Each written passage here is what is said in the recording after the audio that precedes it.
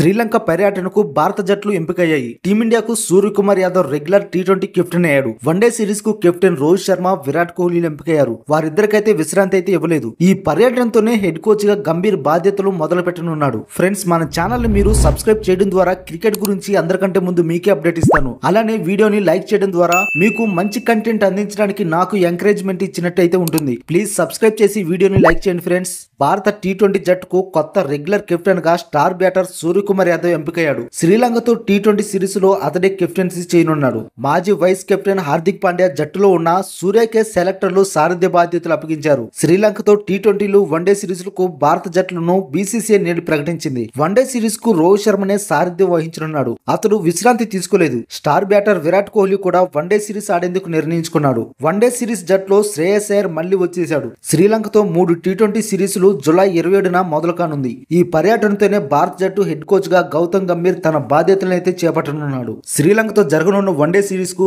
భారత జట్టును బీసీసీఐ ప్రకటించింది. వన్డే జట్టులో ఎవరెవరు ఉన్నారంటే కెప్టెన్ గా రోహిత్ శర్మ, వైస్ కెప్టెన్ గా గిల్, విరాట్ కోహ్లీ, కేఎల్ రాహుల్, రిషబ్ పంత్, శ్రేయస్ అయ్యర్, శివన్ దుబే, కుల్దీప్ యాదవ్, సిరాజ్, సుందర్, హర్షదీప్ సింగ్, రియాన్ పరాగ్, అక్షర్ పటేల్, ఖలీల్ అహ్మద్, హర్షిత్ రాణా ఉన్నారు. శ్రీలంకతో వన్డే సిరీస్ ఆగస్టు 2వ తారీఖు, 4, 7 తేదీల్లో 3 వన్డేలు జరగనున్నాయి. ఇక టీ20 జట్టుకు వచ్చేసరికి సూర్యకుమార్ యాదవ్ కెప్టెన్ గా, గిల్ వైస్ కెప్టెన్ గా, హార్దిక్ పాండ్యా, జైస్వాల్, రింకు సింగ్, రియాన్ పరాగ్, పంత్, శాంసన్, శివన్ దుబే, అక్షర్ పటేల్, వాషింగ్టన్ సుందర్, రవి బిష్నోయ్, హర్షదీప్ సింగ్, ఖలీల్ అహ్మద్, మహమ్మద్ సిరాజ్లున్నారు.